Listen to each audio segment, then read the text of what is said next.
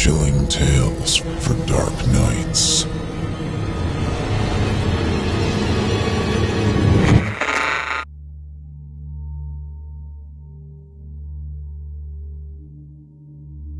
Knuckle's Supper.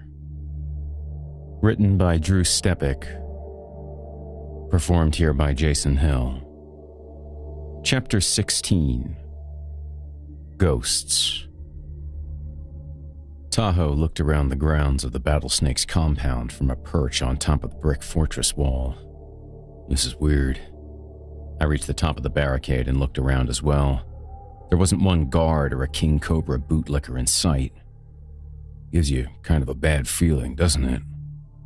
Usually the place was crawling outside with the biggest and baddest snakes in the gang. If it weren't for the presence of the always alert guards in front of the compound, the Battlesnakes would have been abolished years ago by some disgruntled gang, tired of the tyranny they posed. Makes me feel a little oogie, Tahoe said.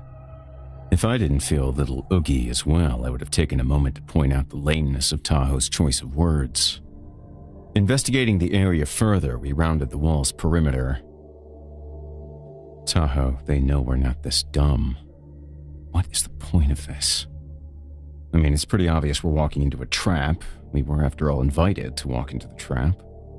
I ground my teeth a little and stopped to think. Was it sheer obnoxious arrogance of the snakes that led them to believe we'd break into their house to be killed? Anyone would have brought a weapon to their own funeral. Better we be frisked before we're let inside. What else did they say to you? I told you, Copperhead said bring the drugs, the money, and King Cobra. Only it was in that lame Jamaican accent. Oh, I don't like this, bro. We need to go now. I grabbed Tahoe by what was remaining of his recently shredded sleeve top. As far as we know, the Knucklers are all dead.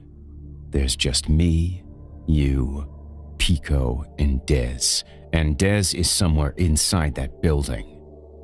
If they want their money, their drugs, and their leader, I find it hard to believe a scavenger hunt is what they have in mind. You think it's a surprise party? I released my grip from the frayed shirt and tapped Tahoe on his bulky arm. Yeah, buddy. It's a surprise party. I felt bad for the guy, but sometimes the absolute ignorance in his questions made me wonder if he was even conscious. Get down there. I shoved him over the barbed wire into the cement parking lot below us. He looked around nervously and then looked back at me, only answering questions by shrugging his shoulders. For some reason, the motion-sensitive floodlights that blazed from every corner of the building reminded me that he still had that ridiculous Ziggy Stardust makeup smeared all over his face. Not in any mood to laugh at the poor steer or knee him in the nuts for his clowndom, I opted to jump down and take his side.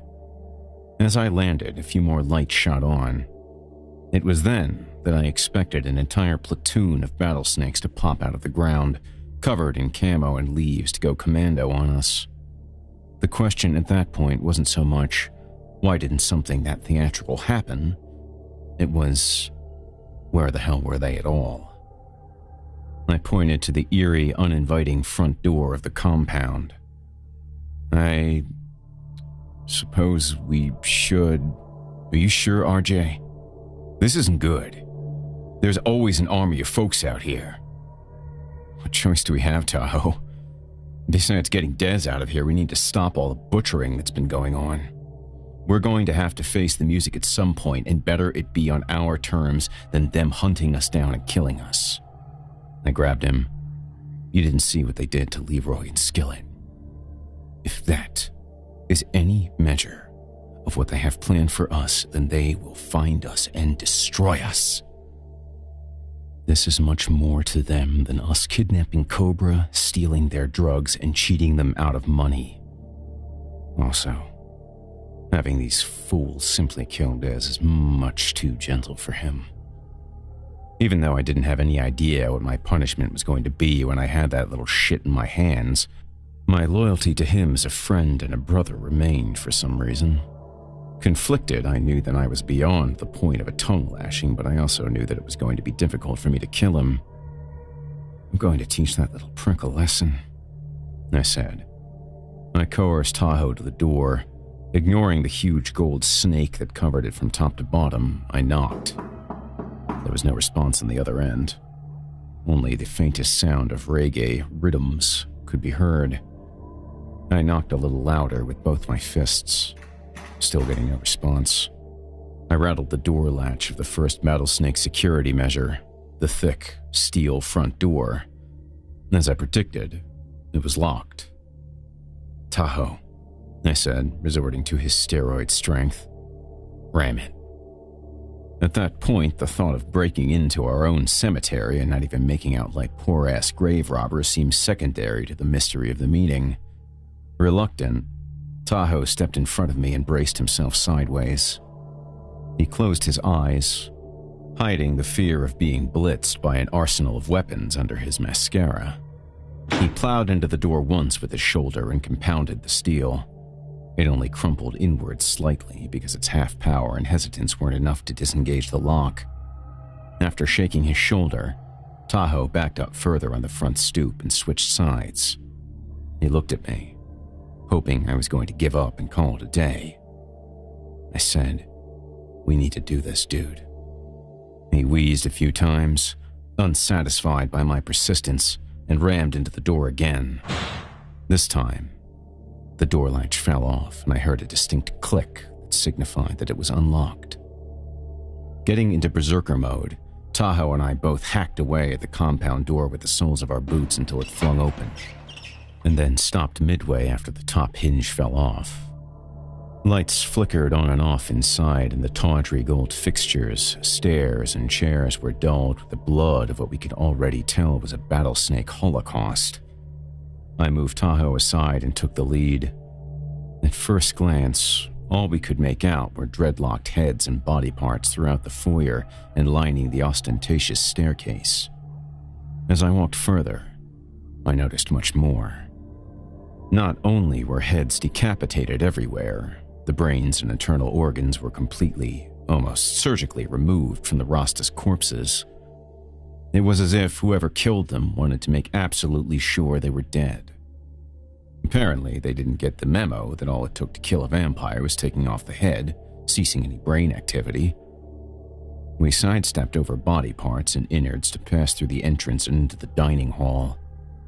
Tahoe stopped at one of the pompous paintings of King Cobra that was framed inside thick, solid gold. "RJ, why didn't they take any of this expensive stuff?" "I don't think that's the real question, Tahoe." "Why? I want some of this stuff." I slapped his hand off the picture frame that he was giving a Thai massage to. "The question is who they are. No gang did this." I looked over toward the doorway to the banquet room and saw a white head stuck under a part of the sweep. Responding immediately and somewhat hoping it wasn't Dez, I rushed over. With my boot, I kicked the head over. It wasn't Dez. He was still mine. Wasn't even a gang member. At least, this guy wasn't from any gang that I was familiar with. He was an older man with gray hair, smashed wire-frame glasses, and bushy eyebrows. "Who's that?" Tahoe asked as he paced around the proximity of the head looking for a matching body. "I don't have any earthly idea," I answered.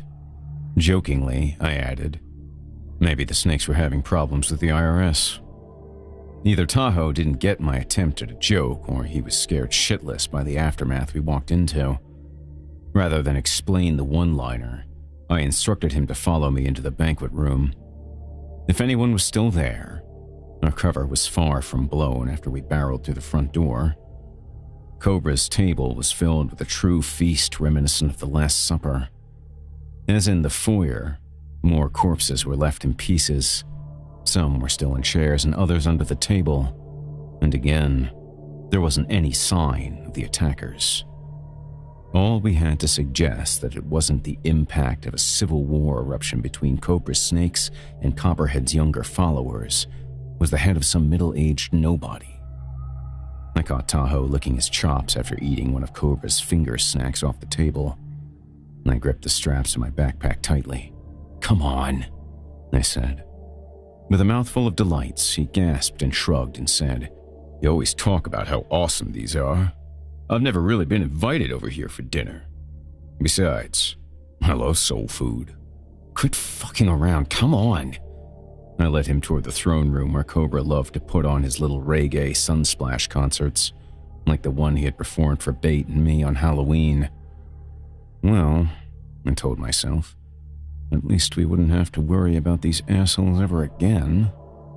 We shoved our way through the electric wall that opened the throne room theater into the dining hall. Before I had a chance to investigate the area and clear it for entry, Tahoe beelined to the center of the room where several white corpses laid in a line, as if they were being prepped to be bagged and removed.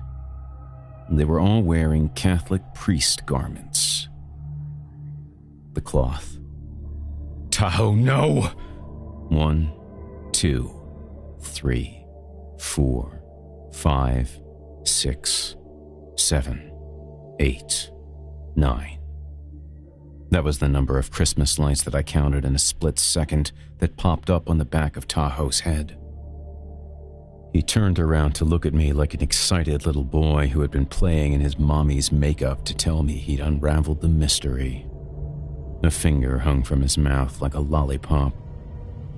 When he realized his face was nearly covered in red lights, the smile dropped, as did the finger. He brushed at the target lasers on his sleeves, arms, and chest.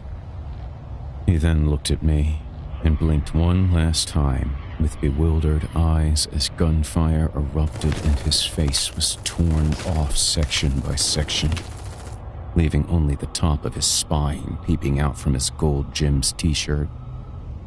At first his arms whipped around and his hands fluttered uncontrollably. Then his immense shoulders released and his knees buckled, and he fell to the floor. As his entire torso collapsed, the line of corpses behind him bounced around like jumping beans as they were riddled with bullets. Slipping at first, I ran back the way I came in, through the banquet hall and into the foyer. I squashed the head of the bodiless enigma outside the dining room as I rounded the corner toward the door.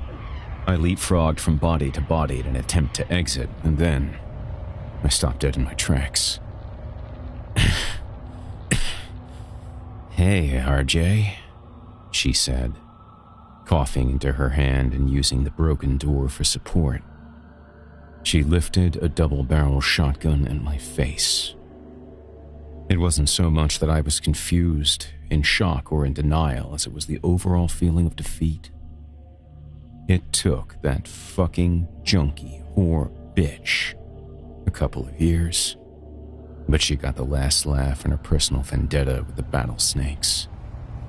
As I started getting pistol whipped and stock-socked in the back of the head, I fell to my knees only to be rained on by a dozen or so cattle prods. Fat Mac wants him. Don't kill him, she said. Then one of the prods hammered me across the eyes, and my world went black. Good evening. This is Jason Hill, host of the Horror Hill podcast. You've been listening to a chapter from the award-winning novel Knuckle Supper by best-selling author Drew Stepek.